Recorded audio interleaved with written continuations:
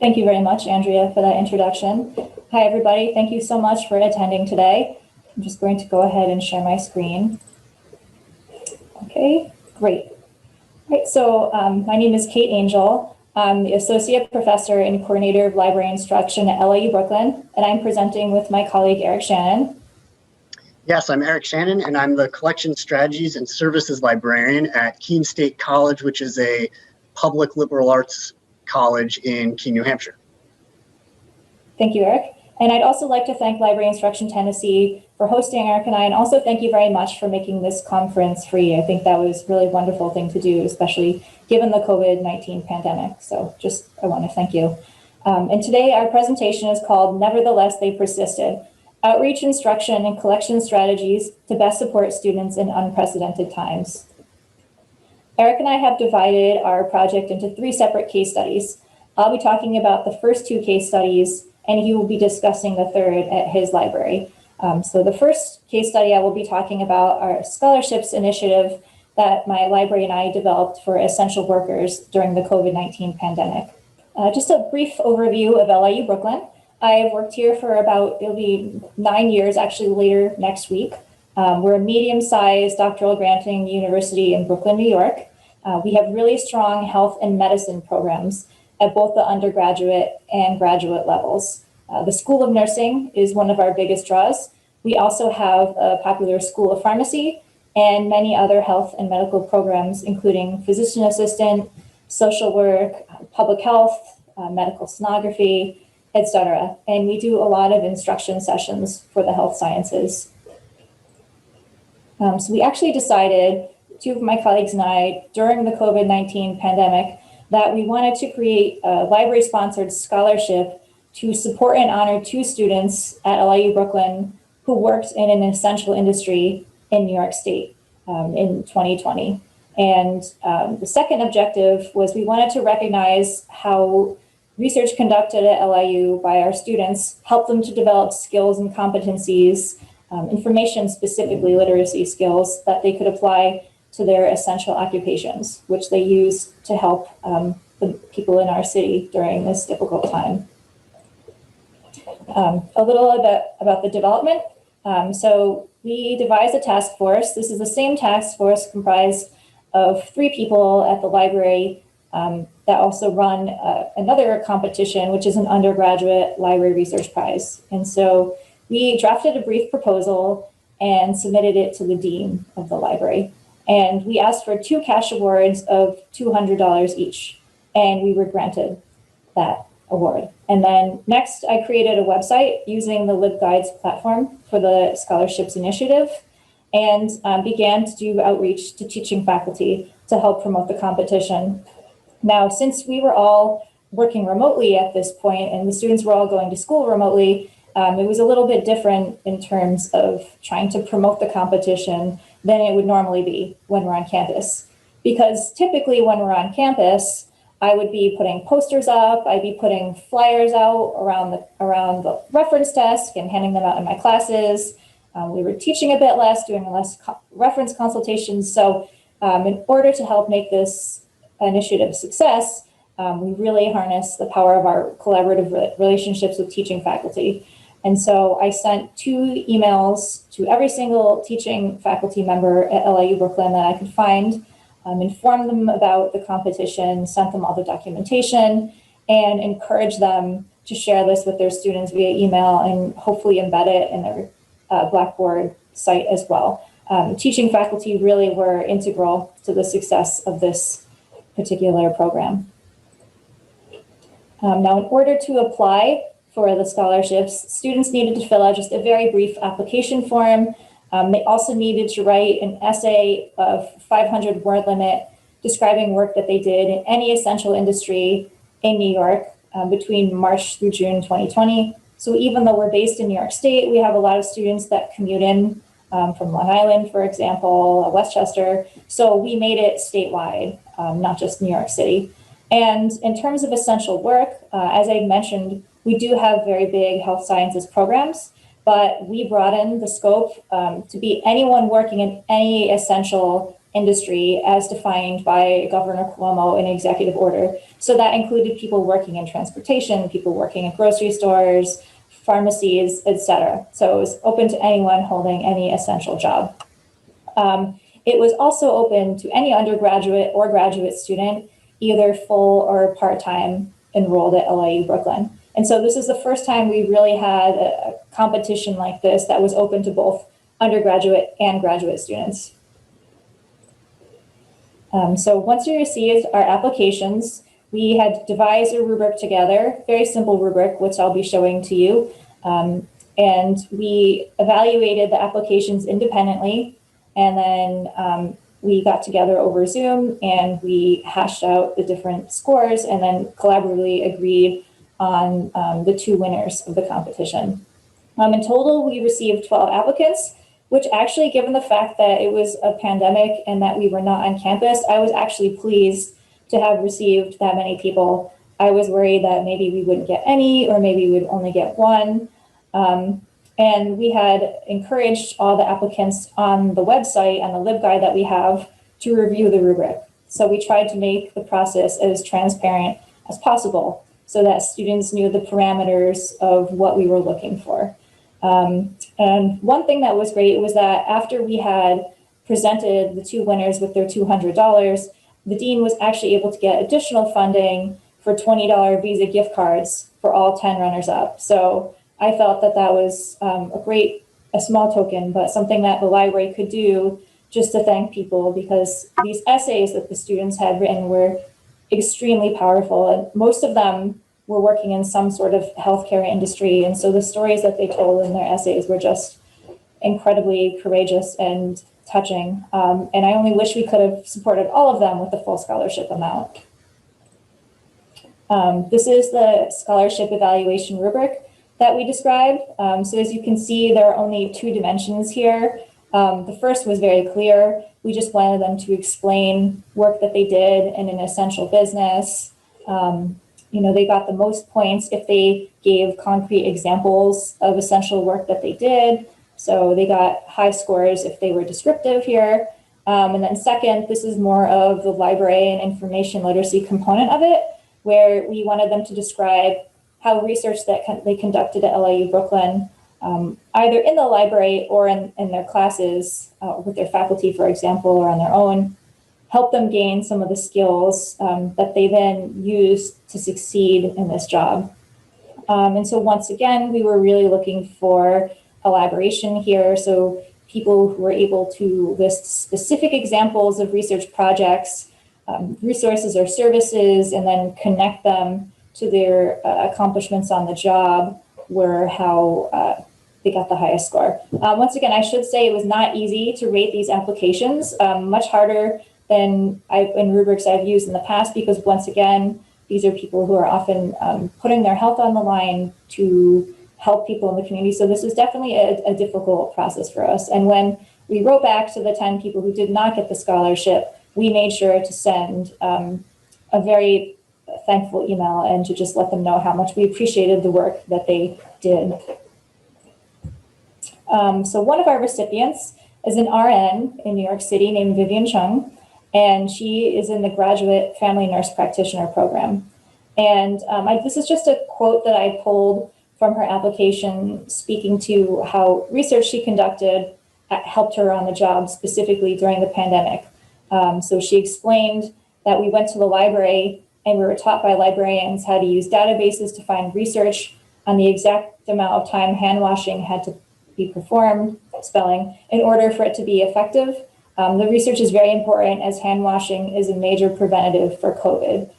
So this would have been a class that I'm pretty sure I taught. I have not met Vivian in person, but that is a big area of research that the nursing faculty have their students work on. So here we just show, as Vivian illustrated, just how integral that research turned out to be for her work.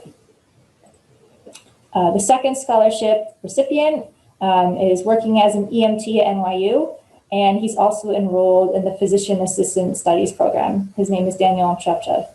And so here Daniel spoke about some of the research competencies he gained, saying, because of my evidence-based medicine and pharmacology classes, I was confidently skeptical of miracle drugs praised in media, was capable of better informing my patients of supportive home treatments.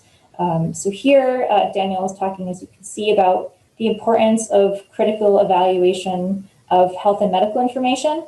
That's something that I will be going into for the next case study as well. So the next case study I'm going to talk about is a virtual library orientation program that I developed for first-year students when we were all completely remote. So at LIU Brooklyn, faculty went back to campus on September 1st of last year, but we were still mostly teaching over Zoom. And so as of last April, this is the orientation that I had developed. So just to talk a little bit about first year seminar and also this intriguing picture on my screen. So first year seminar is a mandatory 1 credit introduction to college class that all students at LIU Brooklyn take in the first semester of their freshman year. Each first year seminar class typically comes into the library for one 50-minute library instruction orientation. And I've been teaching these for a long time. I co-developed an instruction activity. Well, I actually developed it. Librarians Catherine O'Clair, Cal State, it was the first time I read about this, but we adapted this program called the Amazing Library Race, which is essentially a problem-based group activity where students go around the library completing different tasks about resources and services based on the TV show, The Amazing Race. And so here is an image of the Media Center where 3 students are exploring the Media Center, and they have dressed up as the cover of Batman Returns. There's a DVD cover. So this is just an example of one. We really try to do a lot of creative group-based introductions to try to reduce library anxiety before we jump into teaching students how to find peer-reviewed information, which we'll typically do later on in their college careers. And so for me now, I've been teaching with the Amazing Library Race for many years. It was popular with students and with instructors. We had formally assessed it with rubrics. We presented about it. So it was a pedagogy that I was very comfortable with its effectiveness for our first year students. So now as the instruction coordinator, I needed to develop a Zoom orientation session that I thought could hopefully still be engaging and beneficial to students, especially when so much of their time would be spent online. And so I decided to create an overarching theme. And so I decided to create an orientation session based upon evaluating online medical and health information. So I took a 2-pronged approach to this specific topical area. One is the relevance to our student population, because as I had mentioned, LIU Brooklyn students very often are studying health professions.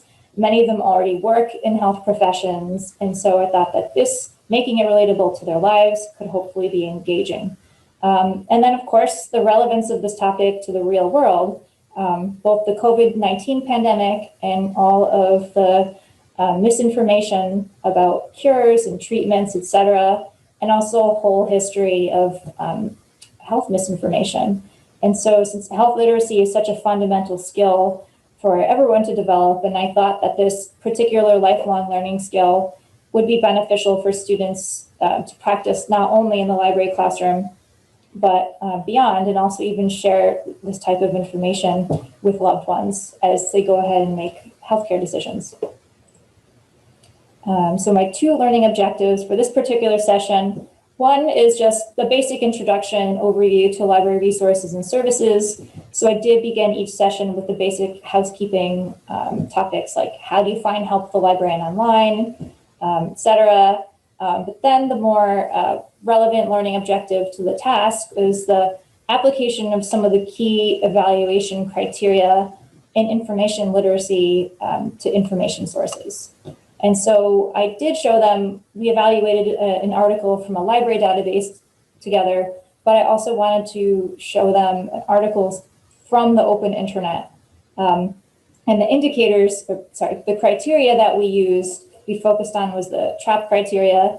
So that's, for our purposes, was timeliness, authority, reliability, and purpose.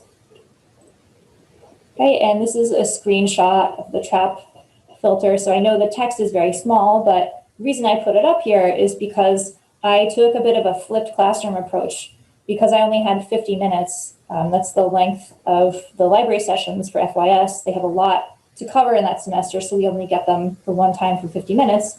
So I sent the TREP criteria as well as a short online article, which I'll be showing you to instructors, and the instructors shared it with their students and asked the students to read the article and the TRAP criteria before the library session, and try to take some of the criteria and just informally apply it to the article that I shared with them. So for my format, this took place over Zoom, as I'd said, but I also wanted to incorporate Poll Everywhere, the audience response system. I have used this for quite a few library instruction sessions, even those that were in person before, and I find that the format lends itself well to my particular teaching approach. And the bonus is that it's free for up to 40 people, and students can submit answers either over their phone or a website. So it was really up to them. I should say one limit was that a couple times we had combined classes, and so we actually reached the over 40 cap a couple times, and that was unfortunate. But students were able to submit their answers over a Zoom chat, but it wasn't anonymous. And so in the future, that's something that I need to work out if I'm going to have these big classes online. So this is the article that I had found that I had students evaluate. The title of it is Ginger is 10,000 times more effective at killing cancer than chemo, from this website called Dr. Kelly's Victory Over Cancer. So in my opinion as a librarian, this is very much not a trustworthy source. And so I wanted to give it to students and see what they thought about it using the TRAP criteria. And so once the class began, the library session began, I resent them the link, gave them a minute to look it over in case they either didn't read it before the class or to refresh their memory. So once they looked it over, I gave a very brief PowerPoint presentation where I just recapped the different evaluative criteria and gave them some examples. And then we worked on evaluating it together over Poll Everywhere. So I had 5 poll questions. 4 were true or false, and 1 was open-ended. So I'd ask them if the article looks like a trustworthy health source, if a publication date is listed, if author's name is listed, if they link to other sources that they used, and then most interestingly, one reason why the student either does or doesn't trust this specific source. So this is a screenshot of 2 classes that I taught in one session. So when I asked if it looks like a trustworthy health source, 40% of the students said that it did. So that was a big concern to me. It kind of reified my decision to talk to them about evaluating health and medical information. So we really discussed these criteria a lot for the remainder of the session. Now here, when I asked these about 40 students, if an author's name is listed as well as credentials, 73% of them said it was true. However, there was no author name listed. They had mistaken the very top of the website of this Dr. Kelly for the specific author, but there was no author listed and no credentials. So another reason why I think it's still very important for us to work on assessing these types of websites with students. So these are just a few quotes from students. The question asking why they do or don't trust the source. 1, the title is over-exaggerated, which it is. It's very bombastic. We talked about how typically scientific articles don't have overly dramatic titles like that. Another student pointed out that it looked old and unprofessional and was without sources listed. So there was no references page, didn't link to other scientific articles. Someone else also pointed out the level of evidence and saying that it looks like clickbait and describing it as not credible. So I would have loved to have gone into more detailed conversations with students over this, but because of time limits, we weren't able to go into like deep, rich discussions. But I did find these particular example is very illuminating, and I was happy to see that by using this criteria, students are really thinking critically about this health information. Then after that activity, I showed students, I wanted to show them that first year students, I always show one of the more general reference databases like Opposing Viewpoints in Context. I think that's a great database for new researchers. So I showed them how to find information on COVID-19 treatments. And then we used the TREP criteria. Students would pick a specific article, a volunteer would, and then we'd use the TREP criteria to evaluate the article. Students would also often pick stuff out like from the New York Times or the Washington Post or other sources they'd heard of. And then we also talked briefly about fact-checking websites. My favorite, which is factcheck.org. So students and I did a dive into factcheck.org, looked up an article on coronavirus cures, and then we had a chat where students were able to point out specific indicators of why they thought this was trustworthy or not. And so they pointed things out that are good indicators, like there's an author listed with a link to their bio, publication date that's recent, quotes from experts in the field, links to other health and medical information. So by picking the Ginger chemotherapy article, library database, and then a fact-checking site, I did want to just kind of do a compare and contrast for various levels of authority and credibility, particularly to reiterate to them how important it is, especially when you're doing something like health and medical research for yourself or a family member. And so at this point, I'm going to hand it over to Eric, who will discuss his role as collections librarian and reallocating budgets.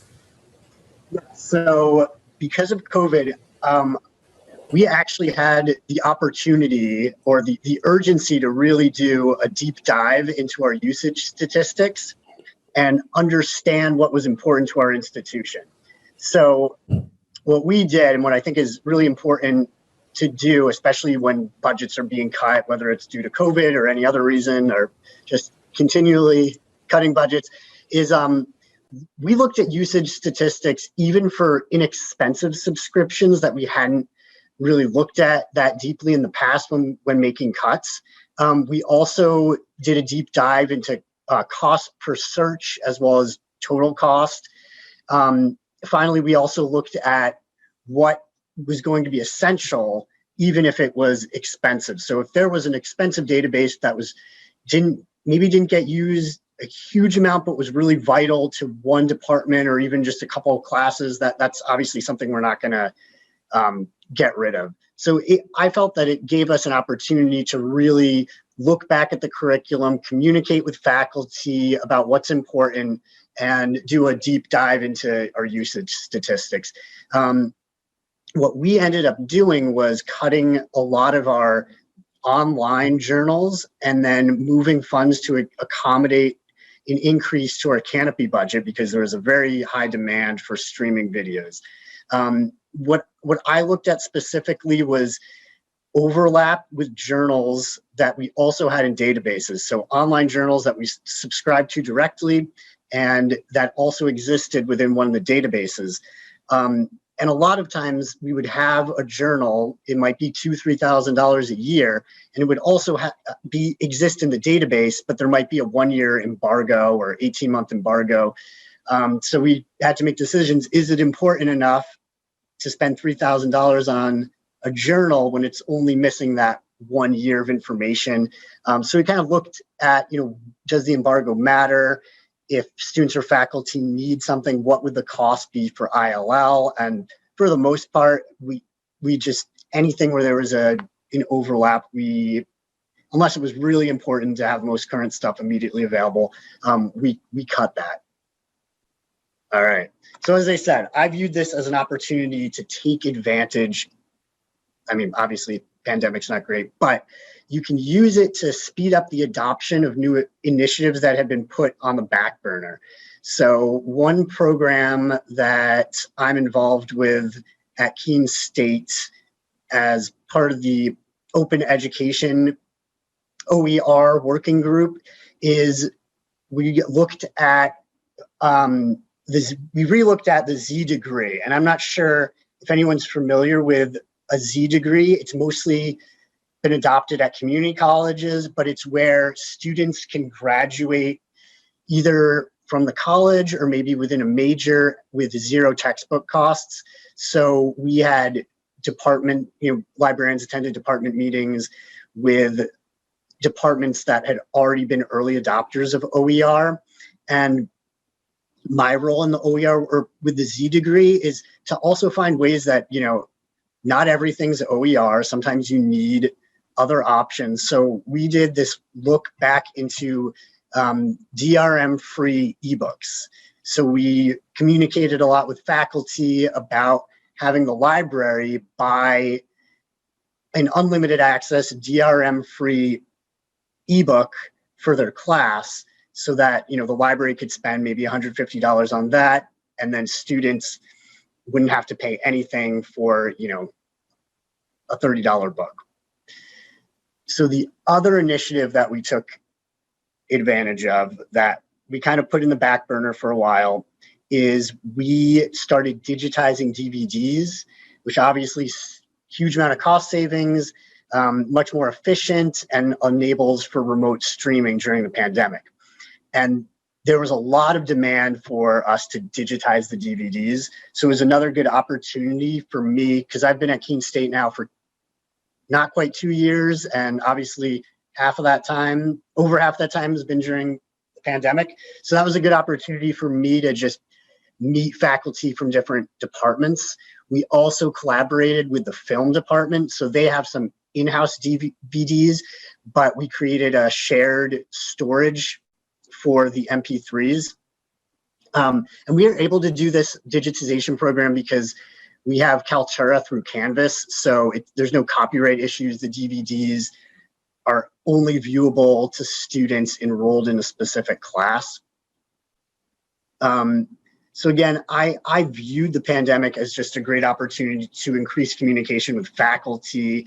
And I think the impact of COVID and the changes required highlighted the need for increased and consistent communication with faculty. I also found that because there was this need for library resources or different types of library resources, the faculty were more receptive, appreciative, responsive to communication with them from the library. Because I know, a lot of times you'll send out an email to faculty about something and, no one really reads it. But because of COVID, I'll answer that question a bit. Well, the answer is yes, but I'll tell you a little bit more about that. But because of all these changes, we had a New York Times site license subscription, which replaced our subscription to ProQuest Historical. We actually ended up saving $1,000 on that.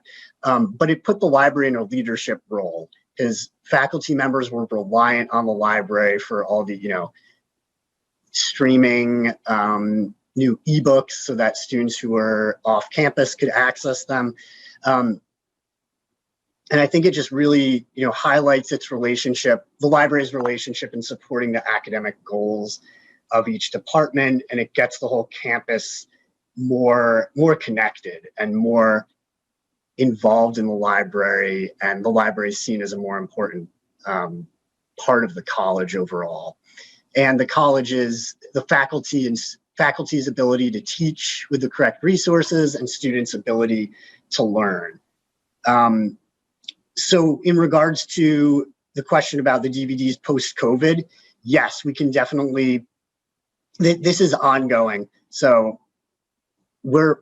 since they're stored within the LMS and they're protected by Kaltura, they really only exist, they're only accessible by students enrolled in a specific class. I store them, we store them in a few different places. We have SharePoint, where the library has a backup of all the MP4 files, and then I actually process them through Canvas, and they're stored. So I have access to where they're stored, And if somebody needs it for a class, I'll share the embed code with the specific faculty member so they can put it in their Canvas course. And yes, this is going to continue post-COVID.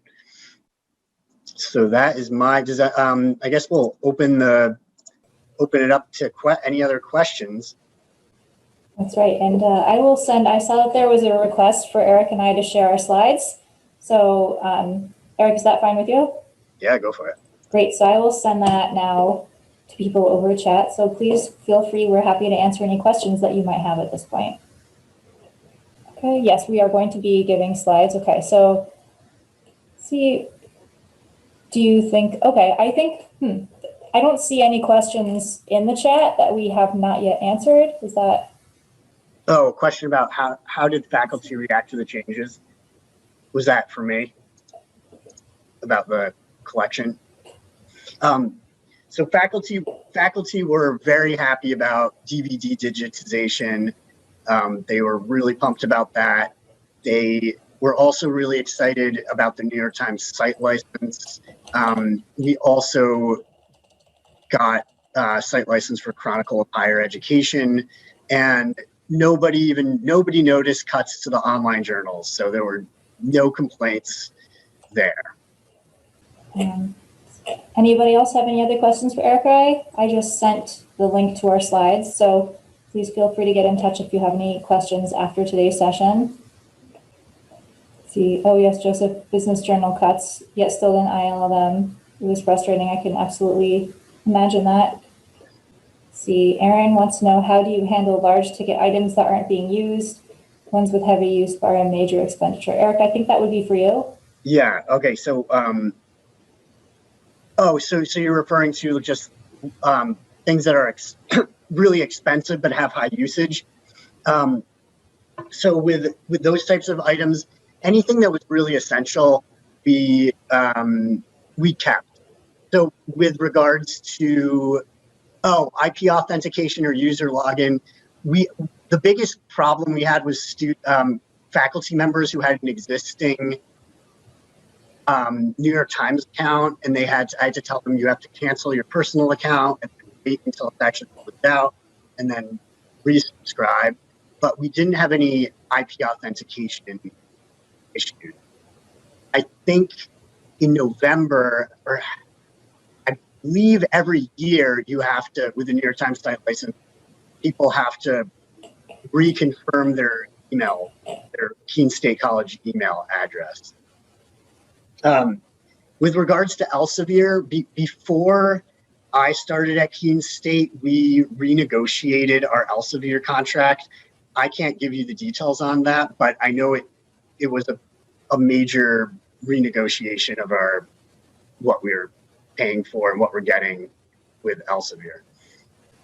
So in addition to questions, you're more than welcome to ask any other questions, or if there's an initiative that you have at your institution, please feel free to share as well.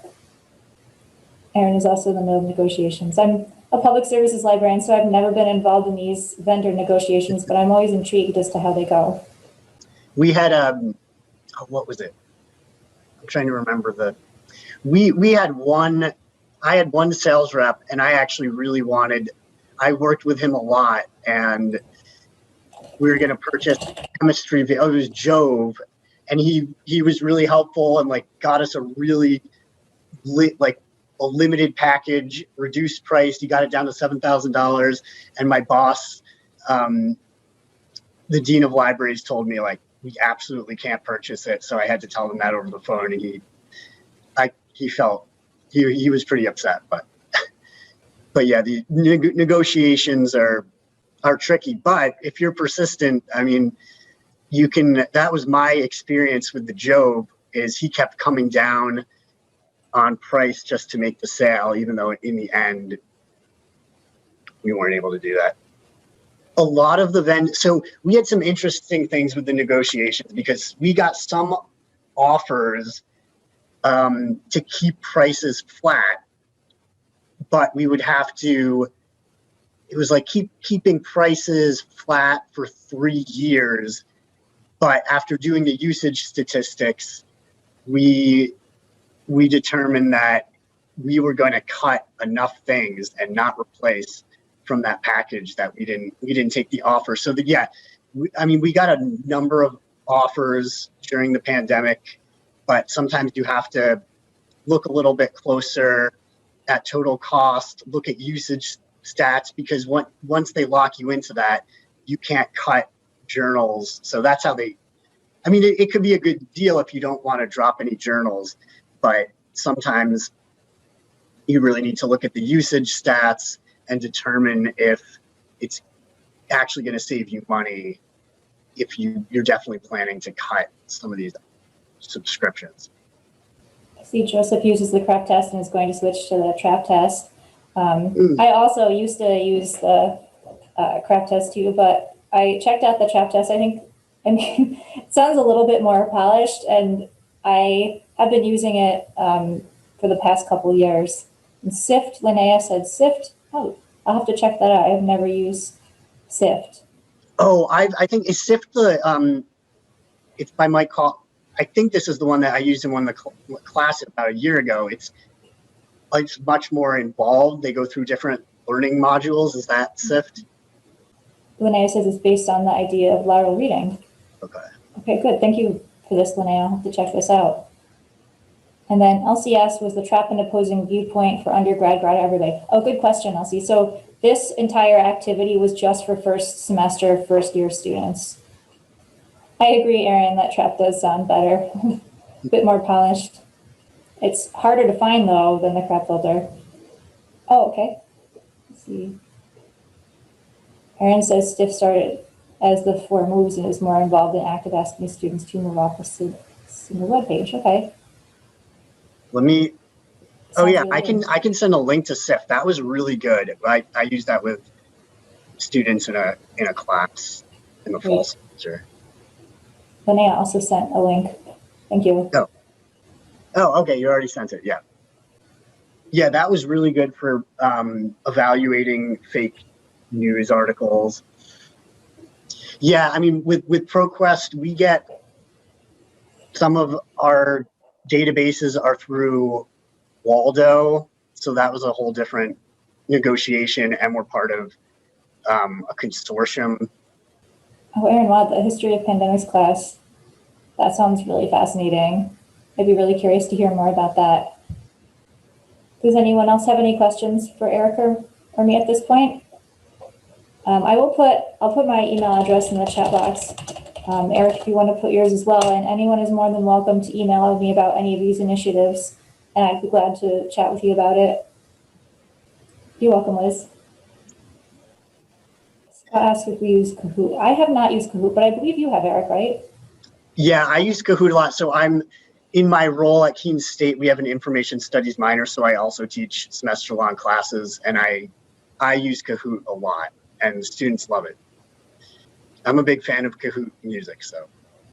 Oh, thank you, Linnea. I'd be curious to know if any other library has run these types of, or any type of scholarship for students as well. I was really fortunate that the dean was very on board with these types of initiatives.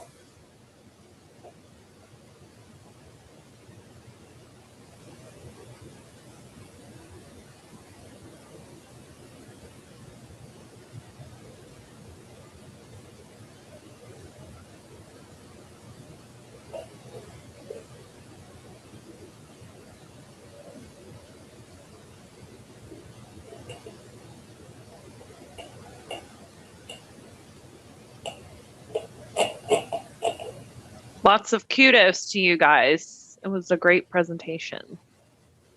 Thank you. Thank you, Andrea. And thank you to everybody for attending.